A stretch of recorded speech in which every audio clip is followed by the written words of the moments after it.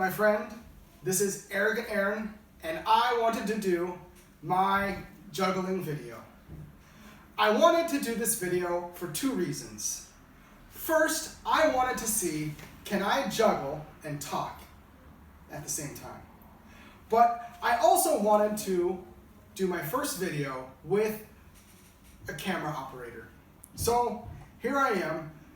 I started juggling about 5 years ago, and what I can say is it takes a long time and a lot of practice to get good at juggling. So when I am juggling, people always say, "Wow, how do you do that?" And they want me to show them how to juggle. And if you get a juggling book, they will show you like 3 moves and say, "Okay, start juggling." They will show you the first move as throwing one ball in the air. And everybody does that, and they think, "Wow, I am 50% of the way to juggling." But really, you are about 1% of the way to juggling. So the next move you have to make is to cross it over to this side. And again, that's about 2% of juggling. It's not that hard to do that. When you do that throw, the most important thing is to have consistency in the height. You want the arc of the ball to hit the same point. But the true trick of juggling is mastering 2 balls in one hand. Don't think anything dirty. So 2 balls in one hand, what you're going to do is throw them where one is in the air, and at its peak, you throw the other ball at the exact same velocity as this ball is going to drop.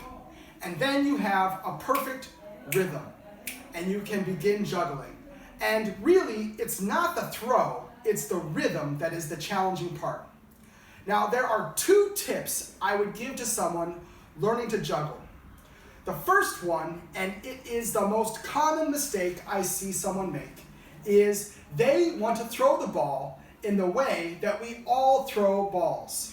And that is, they want to throw it forward because that is a natural reaction. So they think they should be throwing the ball this way in the circle. But you can't juggle doing it that way. You need to juggle in a circle in front of you, like this. So I want to demonstrate first the incorrect way people throw because I'm good enough to do it and not make a mistake. So how they do it is they're going to throw like this. There we go. So that is how not to do it. This is how you do it. 2 balls, 1 hand, and you're going to throw, and it's just a circular motion. And once you can do that, you are about 90% of the way to juggling. Because all you have to do after that is to throw, instead of directly up, you're going to throw to the center, and then this hand is going to be doing the same thing. So you're here, and then you're there, and then you got your basic juggle. Now, the problem with the basic 3-ball juggle is that it can only hold the attention span of someone watching you for about 15 seconds before it is boring. So you gotta do something else. And for me, the 3-ball juggle took about 3 months to learn because I wasn't trying it incredibly hard. But each step after that became more and more difficult.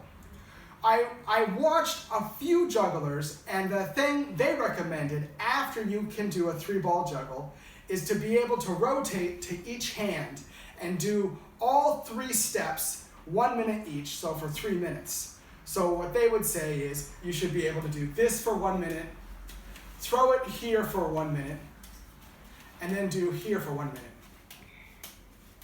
Now, I am naturally right-handed, so whenever you start practicing moves that involve an individual hand, your non-dominant hand, my left hand, is much more difficult to do anything with. So once you get the ability to be able to transfer the juggle and stop on one hand, then you can start doing some fun things. What I recommend doing is, it's a 6-move motion, and you can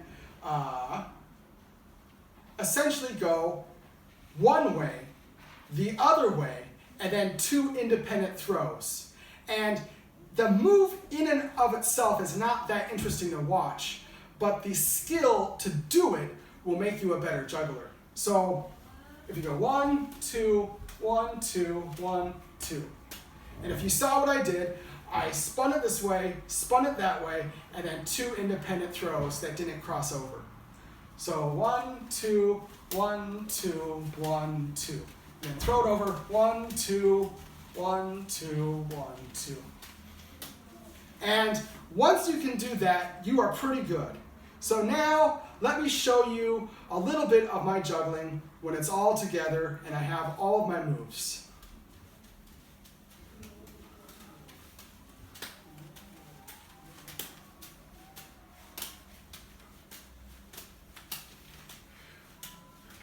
Doing those individual tasks is what will let you correct when you make a mistake, which I did not correct there.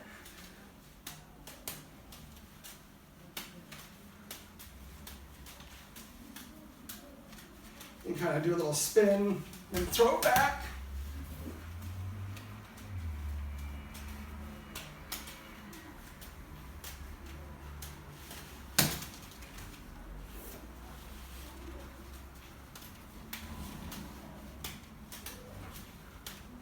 I always try to get the perfect crossover.